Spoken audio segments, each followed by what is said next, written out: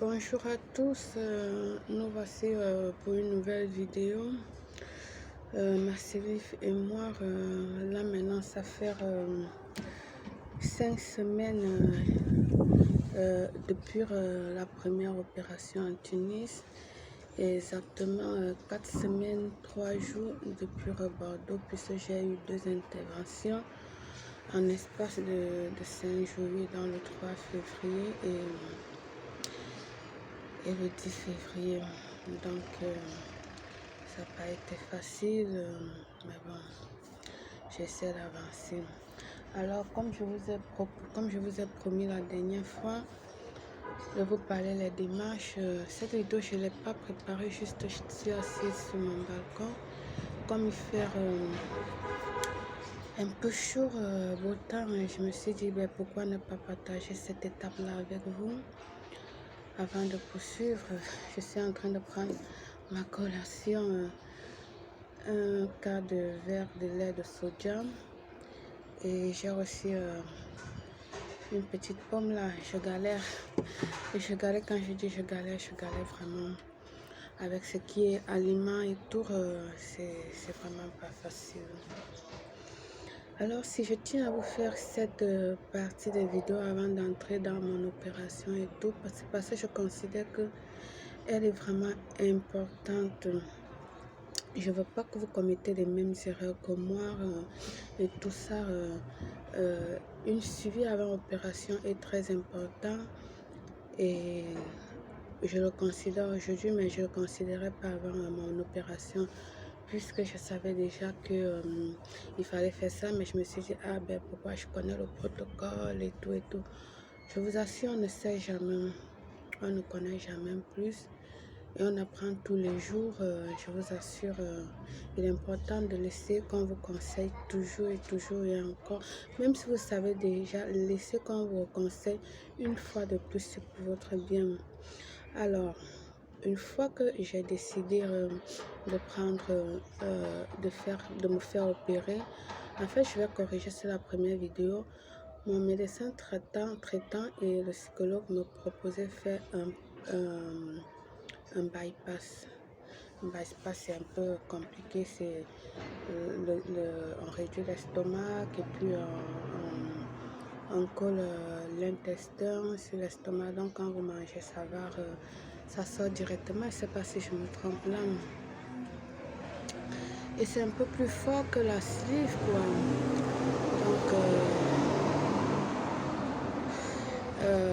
Donc c'est moi qui ai décidé de faire la sleeve et non le bypass. Le bypass est plus lourd que la sleeve, plus compliqué. En fait, toutes ces opérations sont très lourdes, mais bon, je considère après mes lectures et tout que la sleeve est moins compliquée, moins lourd que le bypass.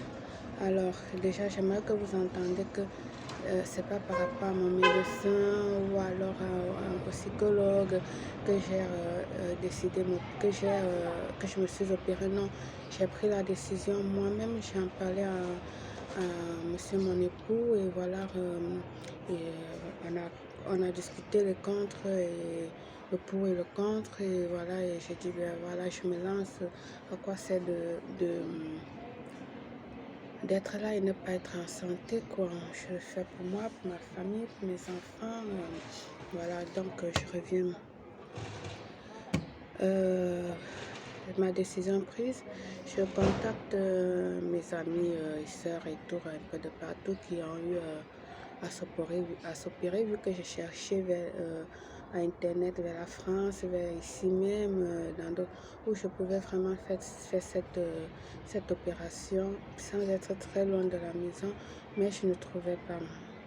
Et ce dont je trouvais me venait trop cher, dans les 18 à 19 000 euros, et j'ai dit non, je ne peux pas gaspiller autant d'argent pour une opération. Ça, c'est de l'arnaque, c'est pas juste, quoi.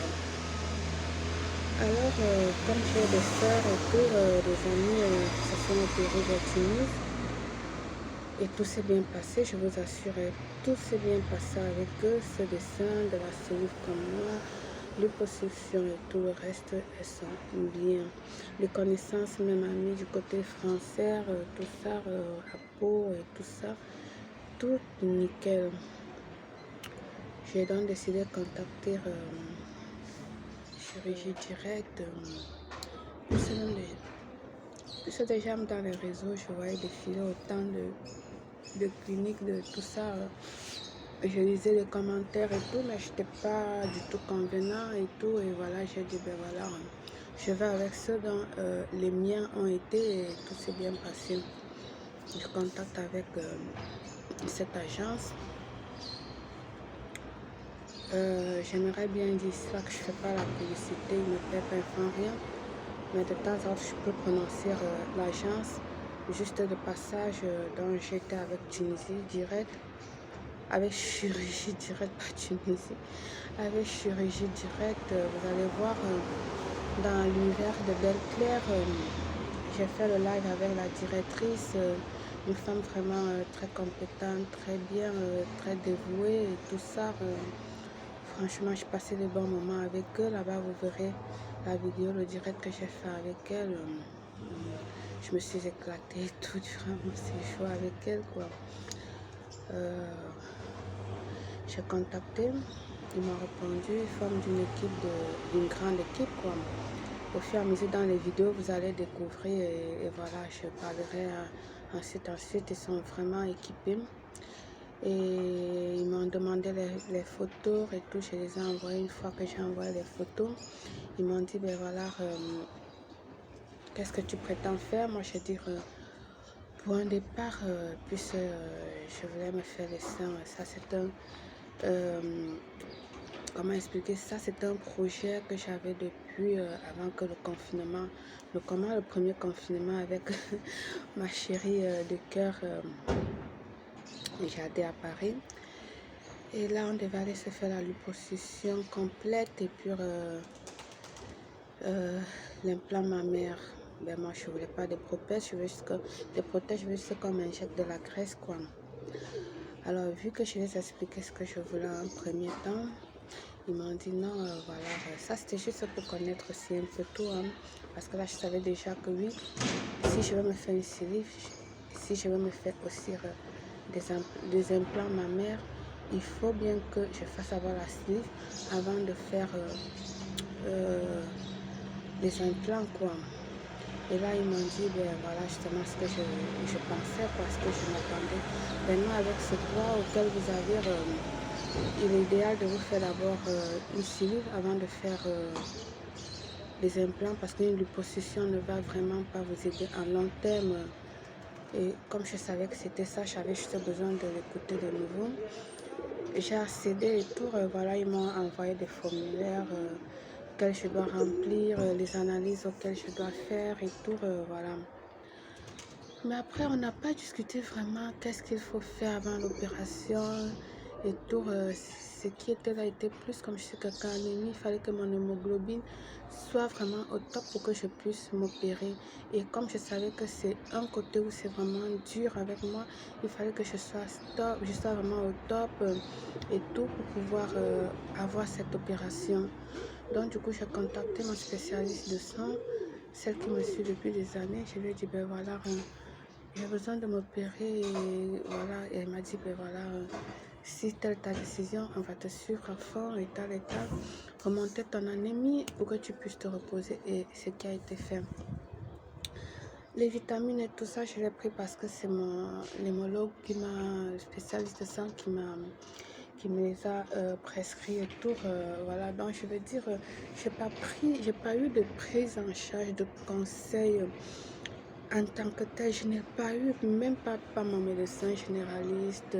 Oui, ça je sais, c'est de ma faute parce qu'il m'a envoyé voir le nutritionniste, l'endocrinologue, le diététicien. J'ai dit non, je suis passée par là par le passé, je connais le protocole et je ne veux plus en faire. Pour que vous attendez un an ici et décider si m'opérer ou pas. Et après un an, si vous décidez de ne pas m'opérer, qu'est-ce que je vais faire?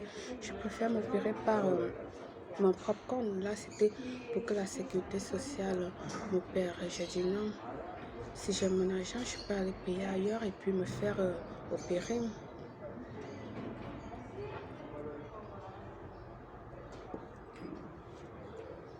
Donc voilà, ma nutritionniste, déjà quand je lui ai fait part de ça, elle n'était pas du tout contente. Oh, pourquoi tu vas aller t'opérer par ton compte? Attends un an et nanani. Je dis, ben non, je peux pas. Vous-même me dites que ma santé n'est pas bonne et tout ça. Alors, qu'est-ce que je fais? Ben après, elle m'a dit, ok, si c'est ce que tu veux, voilà. Les séries des analyses, une fois, comme l'a envoyé, je l'ai dit, j'ai appelé mon médecin traitant, voilà, je dois faire tout ça. Oh là là, la gueule qu'elle m'a fait. Pourquoi je peux pas te faire ça, je peux pas te faire, surtout quelle analyse là, c'était la fibroscopie. Avec quoi je vais justifier? Nanani nanana, si tu as décidé d'aller te faire opérer par ton propre compte, ben, je suis désolée, je peux pas te faire ces analyses parce que là, avec quoi je vais juger? Je dis ok, c'est pas grave. Alors, toutes mes analyses, je vais faire dans des cliniques privées. Oui, ça a été coûteux. Sauf la fibroscopie que je vais faire en Tunis lors de mon arrivée le matin, quelques heures, même pas quelques heures, si je pense bien, une heure peut-être avant mon opération. Quoi. Le reste, je les ai fait ici parce que je voulais aussi savoir, je voulais aussi que mon spécialiste de sang, l'hémologue, me donne le feu vert pour me faire opérer. Je voulais passer quelqu'un d'autre parce que c'est cette dame-là qui me suit depuis que j'ai cette anémie, depuis 16 ans aujourd'hui. Et voilà. Donc, je vais vous dire, pour s'opérer, il est très important sur un endocrinologue, une diététicienne, une nutritionniste, ce que vous voulez. Et commencer à apprendre à manger, commencer à prendre un régime avant de vous faire opérer. Sinon, vous allez galérer comme moi. Donc, ça, je vous expliquerai au fur et à mesure. Sinon, vous allez galérer. L'important de prendre vraiment des conseils et tout ça, de savoir un peu plus avant de se faire opérer. Là, c'est pour votre bien. Sinon, vous allez avoir des problèmes comme moi. Donc voilà, en quelque sorte, je n'ai pas eu vraiment une prise en charge quelconque, que ce soit du côté espagnol ou côté de Tunis, non, parce que je me disais que j'en sais assez et que tout allait bien se passer. Mais c'est plus complexe que ça. C'est vraiment plus complexe que ça. Ouais, c'est un truc de fou. C'est un truc vraiment, il faut prendre le temps pour apprendre, il faut mieux s'informer avant de se lancer. Je ne dis pas que c'est mal de se faire opérer, c'est bien de se faire opérer, mais avec des informations vraiment concrètes, des informations vraiment adéquates qui vont vous aider à pouvoir avancer lors de votre convalescence. Mais aussi, je ne dis pas que tout le monde a des problèmes comme moi. Comme je vous dis, tous ceux qui se sont opérés, que je connaisse, que ce soit la sleeve, prothèse, liposuction, ils n'ont pas eu de problème, ils n'ont pas eu de soucis. Mais là, ça dépend du corps de chaque personne. J'ai encore une santé très fragile. Donc, quelque chose déjà de lourd m'affecte encore plus. Ce jour, j'ai voyagé avec 3 connaissances à moi. Ils se font pareil comme moi, ils ont fait la sleeve comme moi à Tunis, mais aucune d'eux, elles sont rentrées une est rentrée 3 jours avant moi, celle de Pau, elle est rentrée 3 jours avant moi, elle n'a eu aucun souci. Mais par contre, moi, j'ai fait 7 jours à la clinique. J'ai fait 7 jours à la clinique du 2 au 9 février. Je pars de la clinique le 9 février. C'est là où j'ai eu ce malaise. J'ai fait 7 jours, si je ne me trompe pas, à la clinique. Et voilà ce que j'ai eu. Mais par contre, Sonia, je m'excuse, je suis désolée, je ne peux pas prononcer les noms des gens parce que c'est pas poli. Je me dis quoi. Elle a fait Elle s'est opérée le 3e jour, je vous jure, elle est rentrée. Ça, moi, je vous jure, parce que là, on s'appelait entre nous en vidéo appel pour savoir l'évolution de chaque personne. Elle était nickel comme moi en Tunis, mais moi, je lui dis, ah non, je vais rester 7 jours et tout ça, parce qu'avec le Covid et tout, on n'a pas eu la chance d'aller à l'hôtel. Il fallait vraiment être confiné en clinique. Mais moi, je me suis dit, je reste. Mais elle est rentrée le week-end. Moi, je suis rentrée au début de semaine. Vous voyez, donc ça dépend vraiment du corps de chaque personne et comment chaque personne tolère la chose. Et moi, je l'ai dit, je crois qu'aussi là, il y a aussi l'âge qui pèse déjà et tout. Trop des attaques, comme je dis ici, des maladies tout le temps que j'ai et tout. Ça fait aussi qu'à un moment donné, le corps est fatigué et voilà, le corps répond d'une autre manière. Ouais. Alors mes amours, franchement, prenez la peine d'aller chez un endocrinologue, chez une diététicienne. Faites toutes les démarches vraiment qu'on vous demande. Prenez la peine d'apprendre à vous réalimenter avant de faire la chirurgie.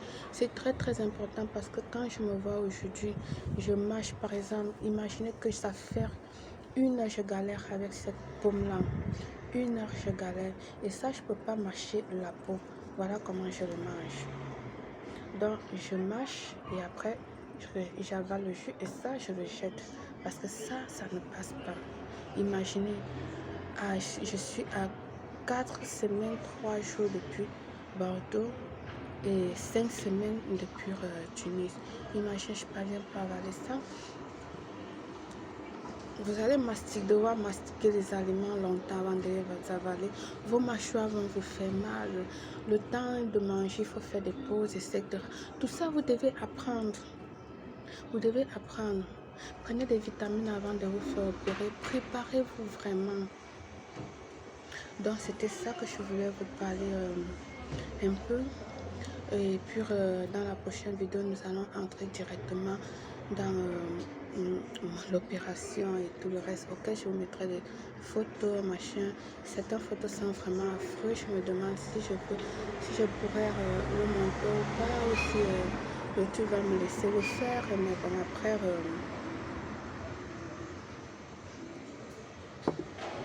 on verra. Alors, je vous embrasse. Je vous dis à très bientôt dans une nouvelle vidéo de ma série. Ciao. Au revoir.